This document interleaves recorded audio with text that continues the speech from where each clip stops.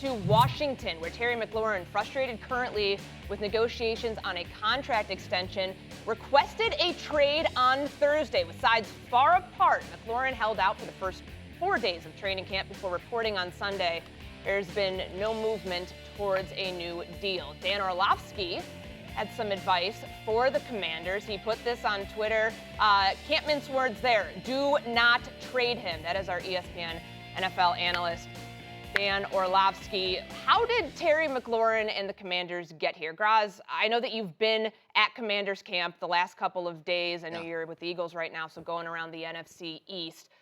Where did the two sides come apart here when he reported to camp and we thought maybe a new deal was on the horizon? No, when he reported to camp, it was so he would stop getting fined $50,000 a day. I don't think that was an indicator that anything was closer to happening. So far, there really hasn't been progress. It really is a matter of a difference of opinion on what he should be making. Terry McLaurin, looking at DK Metcalf from the same draft class, making $33 million a year on his new deal with Pittsburgh.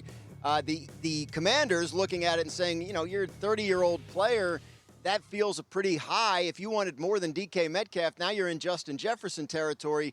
We're more comfortable at a lower number, and they just really haven't made any progress toward each other on a deal. So obviously, you know, when the trade demand is made, that's an effort by the player and or the agent to kind of get things moving and see if they can, you know, force Washington's hand to either give them the deal he wants or to find somebody who will. But at this point, Courtney, I don't get the sense that Washington is even entertaining the idea of trading Terry McLaurin.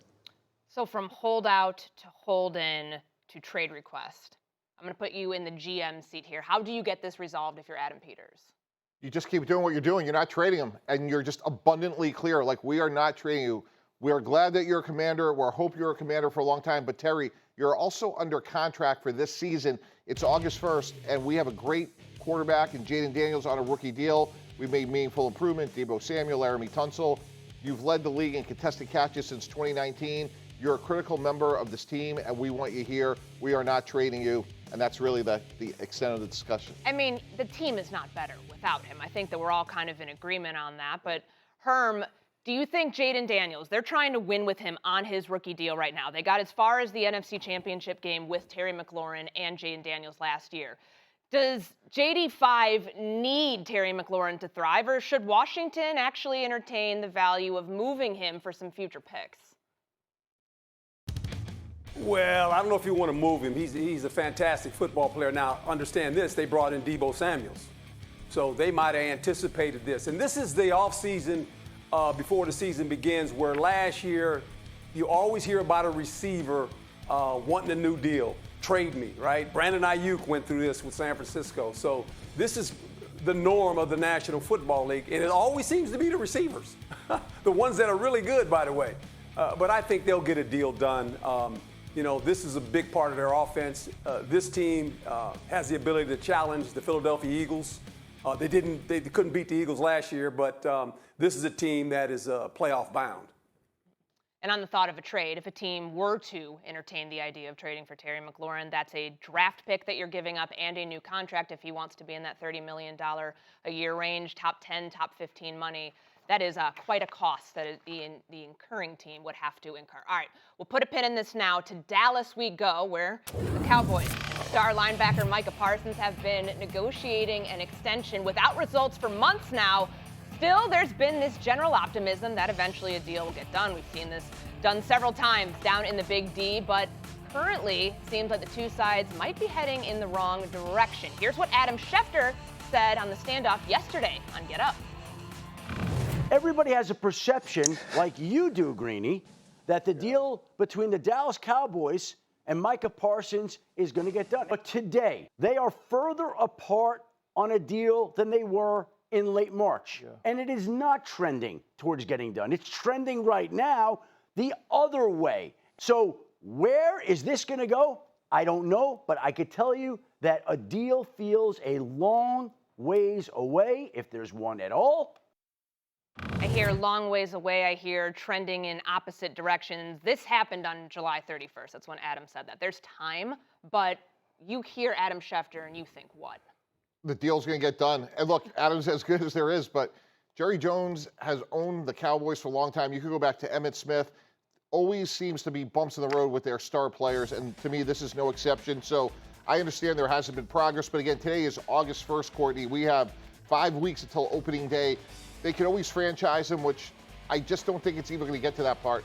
When you have a young, productive pass rusher who's homegrown, you're going to get the deal done. It just seems this is the way, for whatever reason, and we've talked about this a lot, this is the strategic way the Cowboys approach their star players from, again, most recently, their quarterback, Dak Prescott, CeeDee Lamb, Zeke Elliott before that. So a lot of noise right now, but I would just be shocked if this deal doesn't get done. Graz, you as confident as Mike T that it gets done? I would say this. I believe Micah Parsons will be a Cowboy for a long time. I don't know for a fact that this contract gets done before opening week of this season. They do have the franchise tag available to them for 2026 and 2027 if need be. And while, yes, they do tend to get these deals done, and Dak Prescott's deals have gone to the wire multiple times, you got to remember, they did once upon a time franchise Dak, and we're ready to do it again a second time when they got a deal done 4 years ago now. So it could come to that. Jerry Jones felt like they were pretty close to a deal back in March. He's disappointed that didn't result in anything. And, you know, I don't want to say like tempers are flaring, but there's I think there's some feathers that have been ruffled here. And I think there's a chance that we could get into this season with Micah Parsons actually playing out the final year of his contract and confronting the possibility of a franchise tag next March. Planet Earth. Mike T, Aaron Rodgers had some really kind things to say about you. Let's take a listen. Mike T is the man. Any hate, disrespect, and the ilk is complete and utter bull. Hell yeah. Mike T is the man. You know, that's what I always say. When anybody disagrees with you or says anything about you, I say it's complete and utter. I can't say that on TV. But this inspired us with a new segment we're going to call Mike T is the man. With our Mike T, Mike Tannenbaum. Mike T is the man to tell us why Jordan Love is the best QB in the NFC. Go for it. Yeah, this one's easy. Look, he was playing great 2 years ago. I thought he was going to be the MVP a year ago. He got hurt on opening day, but they went out and got Matthew Golden, who to me, Courtney, was the best receiver in the draft. And then you sprinkle in everybody else from Romeo Doubs, Christian Watson, Darius Nix, two good tight ends, and Tucker Kraft and Luke Musgrave. He's ultra talented, and if healthy with all these weapons, I think he could be in the MVP conversation. All right, MVP conversation. Graz, get in here. Is Jordan Love the best QB in the NFC? Well, not right now. I can certainly imagine a world where at the end of this year we're looking back and saying that if he plays to that level, and I think that's within his capabilities. But I think based on what we've seen so far, I think we need to see more before we can say this. You know, he's a young player who was hurt last year. He got hurt in the first game of the season, and I think that obviously affected him, cost him a couple games, probably affected him when he came back. So if he's healthy to hit the ground running this year, I expect big things in Green Bay. I'm not ready to go where Mike T is yet, even though he is, as Aaron Rodgers said, the man. But I think there is a possibility that Jordan Love can ascend to that title in short order. Okay, Mike T is the man to tell us how Shedeur Sanders wins a starting job in Cleveland. Courtney, this one's easy. Just go stack one good day on top of the next. He had a really good day a couple days ago, and Tom Brady, his mentor, talked a lot about when he was the 8th string at Michigan. He would get 1 rep, maybe 2 rep, and he just built upon that. He has more ability than the 3rd-round pick, Dylan Gabriel, who was great in college. And I just think over time, his ability will rise to the top. Kenny Pickett's already hurt. We know Joe Flacco's more of a journeyman.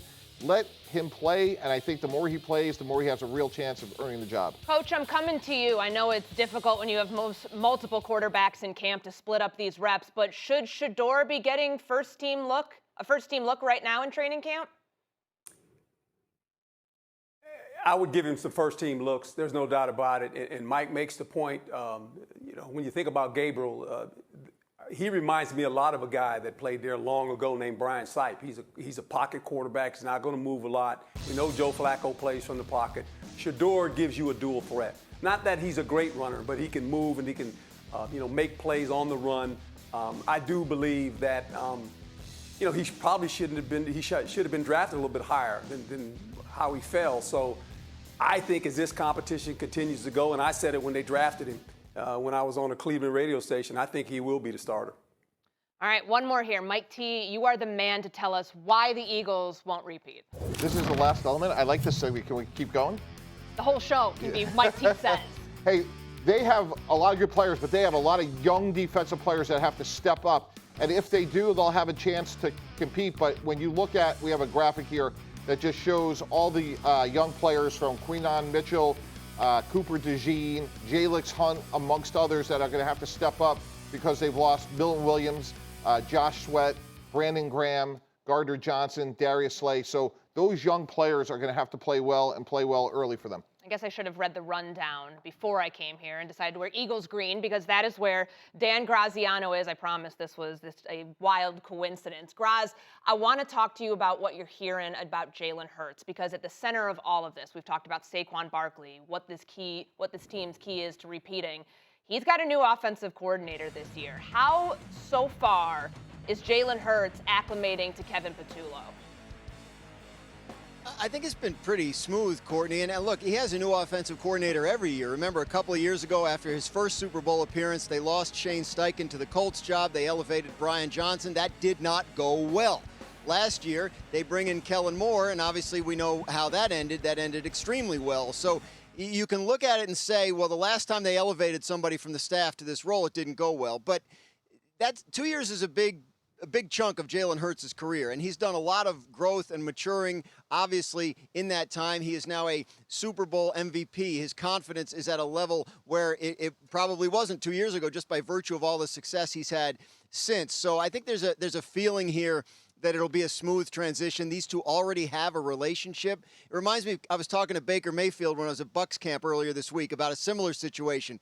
They lost the offensive coordinator to a head coach job, but the guy that they elevated, Josh Grizzard, is a guy that Baker Mayfield has a relationship, was involved in the game planning last year. So I think there's a lot of reason for optimism that this transition at offensive coordinator will go a lot more smoothly than it did a couple of years ago. Graz, I want to stay with you here on this because I just mentioned Saquon Barkley. We know about his workload last year, 345 carries, 2,005 yards, earned him all the accolades that he rightfully deserved. But is there any sort of concern for a 28-year-old running back with a workload like that there might be a step back for him in 2025? Of course. I mean, Courtney, when you look at it, you add up his total touches in the regular season and the postseason last year, it comes to 482. That is a monster number, an historically high number. And when you look at running backs in recent memory who have repeated that kind of workload year over year, it's tough to find them. I was texting with Hembo this morning, and we went all the way back to Eddie George and Terrell Davis in terms of finding that kind of workload repeated in consecutive years. So Saquon Barkley's a player that obviously there's an injury history there. The Eagles want to be careful. They know that the load he carried for them last year, and it would be nice to be able to back him off a little. Flip side is he's also their best player, and when their offense got clicking last year, it was when they figured out that all they had to do was open up some holes and let Saquon take it to the house from anywhere they happened to be on the field. Brown, Devontae Smith, Jahan Dotson, Herm, knowing all the skill players they have around Jalen Hurts in this offense, is there anything you think the Eagles will do to maybe mitigate some of the wear and tear on Saquon this year by relying elsewhere to be able to move the ball? Well, this is why they brought in A.J. Dillon, right? I mean, the workload's not going to be on Saquon so much as it was last year. He's not going to rush for 2,000 yards. There's no doubt about that. He won't touch the ball as much. I think if he does touch it, he'll touch it more in the passing game. I think he's dynamic as a back coming out of the backfield catching the football.